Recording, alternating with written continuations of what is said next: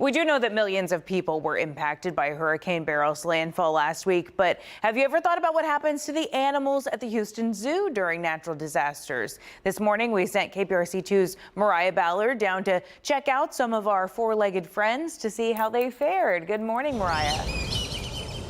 That's exactly right, Haley. Good morning. I know that many of us are thinking about the damage done to our homes and our businesses, but who's thinking about the Houston Zoo? Us over at KPRC, we were a little bit worried about our friends after seeing them on our live stream camera. There was a lot of water flooding some of these encampments, but we have the experts here this morning to tell us a little more about what actually was going on. So joining me now is Miss Jackie Wallace, the Assistant Vice President of Communications and Public Affairs of the Houston Zoo. Good morning, Jackie. Good morning. How are you doing? Very well. After the storm. You. Good. Well. Now tell me a little bit about how much damage Hurricane Beryl caused to the Houston Zoo. So I think, like most of Houston, we were all very surprised at how much damage this hurricane brought us.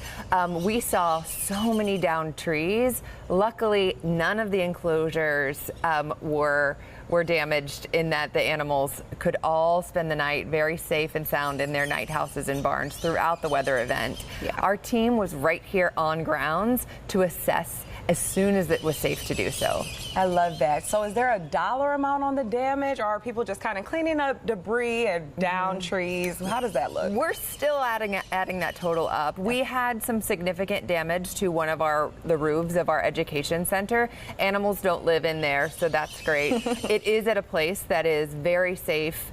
We are welcoming campers back to the zoo this morning, but our Brown Education Center, the top part of the roof did come flying off. Wow, but you said all the animals are safe, not to worry there. Yes. Tell us a little bit about the protocol for staff here and the protocol for the animals. How do you guys move all of these animals inside quickly? Absolutely. So with a hurricane, we do have some time. So once we saw that this was going to be a hurricane that was going to enter the Gulf, we start enacting some of our protocols. Once we see that the target of the hurricane might be our area, we enact what we call a ride-out crew, and that is specifically designated individuals who will stay the night at the zoo throughout the entire event and make sure that the animals live the highest quality of life and care during. That.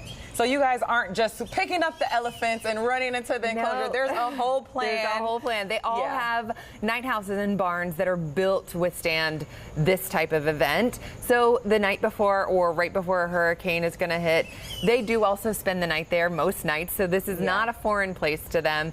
They'll be recalled back into their night houses and barns with plenty of food and water, and in some instances, their caregivers sleep in the offices right next to them. I love that. Well, coming up in the 8 o'clock hour, we're going to walk through the Houston Zoo and see what is going on. Hopefully, we get to see some of those animals. I'm going to ask them how they fared for the hurricane.